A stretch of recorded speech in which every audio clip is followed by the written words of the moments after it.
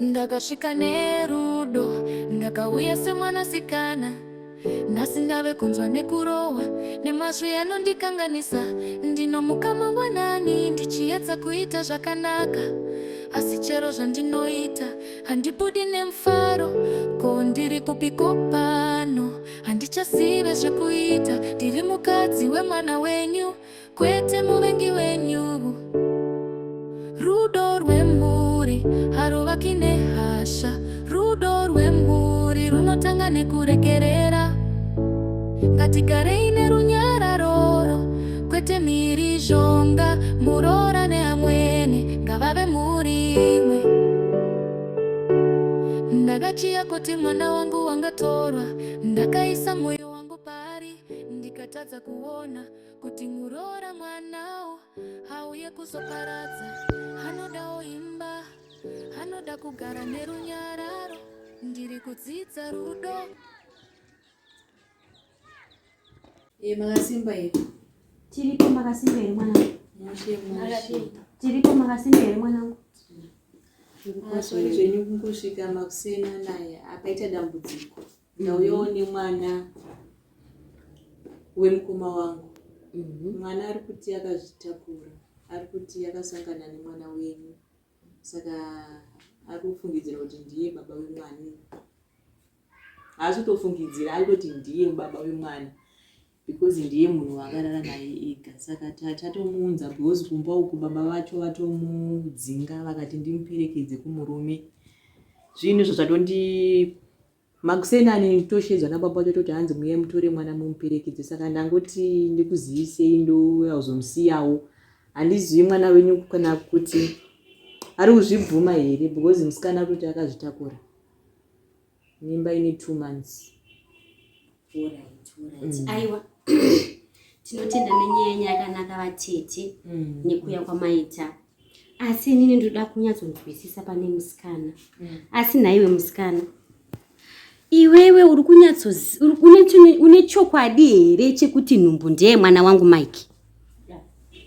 Yeah, Mike. Saka ndingangomuka ndakauya ndingauya ita respect. Tete. Ita respect. Asindabvunza zvakaitaura mune zvakanaka naye mwana wemukoma wangu. Zvava zvanguratidza kuti mukona atete mwana wanja dzenyu ihurewa.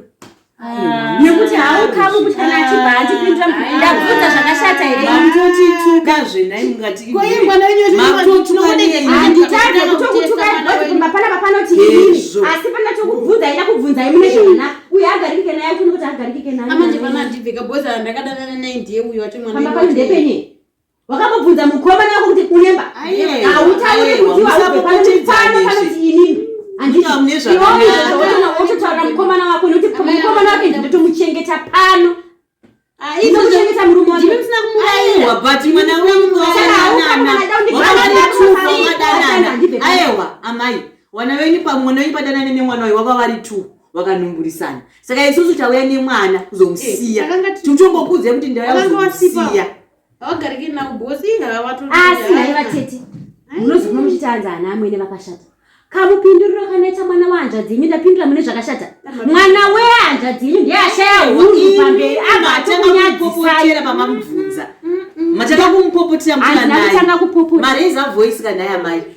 Aiwa inga tiri mataura rangu kana ini mushonda ndikarikine ndikagara mataura nemuzigo wenyu muende naye. Nekuti ndwada mataura rangu.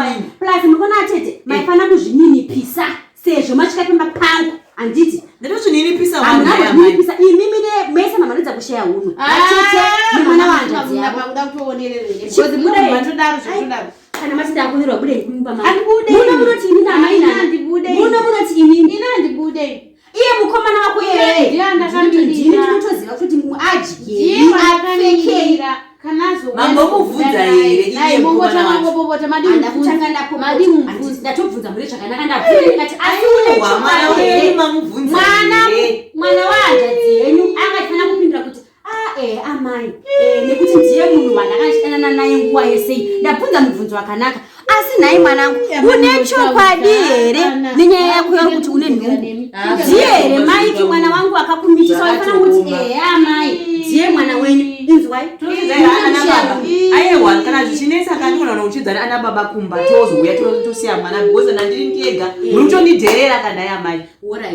Alright vatete. Kana mukadaidza ana baba, ini handina mari ndigadzira kumba pangu. Nekuti kana mukavadaidza nokukudza kuti aiwa ka pana kwasambuko na zvanetsa kwasambuko chaiko. Tinoenda kwasambuko amai.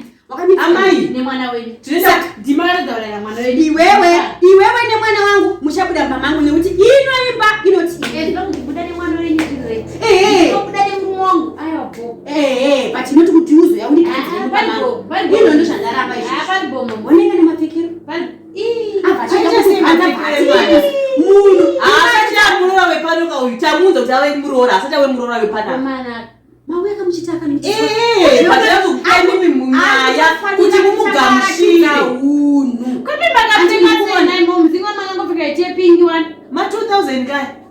Ma 2000. Kepusi. Obva ati magiyasi. Atina kuramba kuti ndo asi muchitanga kuye kumba kuna amwene uchionekera. Haubva wapfeke mupfekero wakadai zatidza uri tanga. Mukore uno vatete next time kana hanzvadzi yenyu vana vasikana vakati wandei dzidzai kugara nevana vehanzvadzi yenyu mukore uno hanzvadzi yangu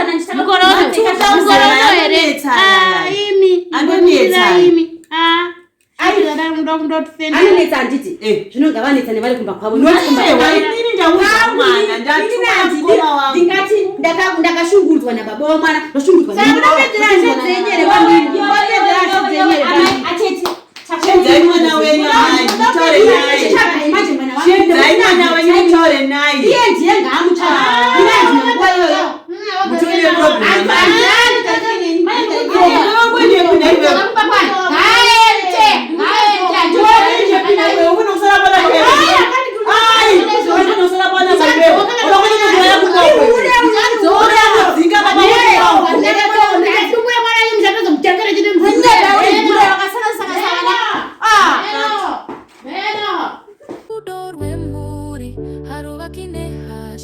Rudo rwemhuri runotanga nekurekerera ngatigare ine runyararo kwete miri zhonga murora neamweni ngavave muri imwe.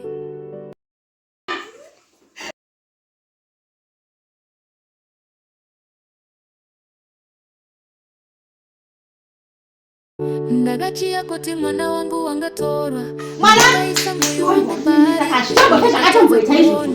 achimora mwanao mwana iwe dzoka iwe dzoka grabasi tena zvakanaka waita kumwana waita grabasi musatizana kuti hure naye mai mwana nekuti mukona naye mwana musikana akumba atara akati hanzi ndine pamwiri pane 2 months baba wacho vakamudzinga mwana atara kuti hanzi pamwiri ndepako inini ndatumwa nana baba kutoa kuti ndizounze mwana pamba amai vangu vari kupopota hanzi mwana ihure toita sei uri kuzvibvuma here zvipane mwana uyu munozivana here amen muri kuzvinzwa handisi kuramba kuti vanozivana mamhanya kutuka ari kuzvibvuma havana vachiri vana vadiki kawa aiwa manje matuke kawa matuke zvasiti munofana kudzidzisa mwana ndazvibvuma paposheka ndazvibvuma sorry ndauya nemwana wenyu ari kubvuma osara akona kusara nhasi pamba panapa aiwa matuke the story mama please azvita takura nemukadzi wako aiwa amai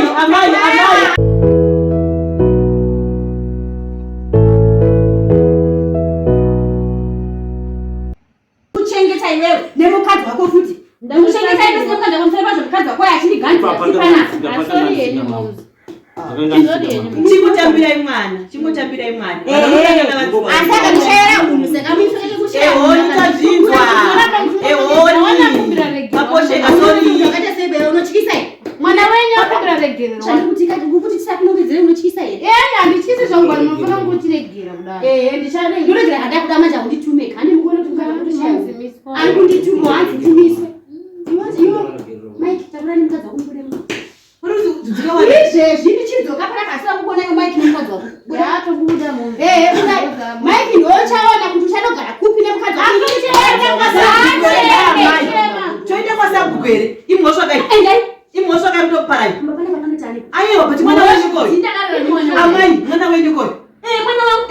wenyu ane kodzi zoto amagere pamuchaka baba vake panapa pamuchaka baba vake panapa chitobva imi baba panapa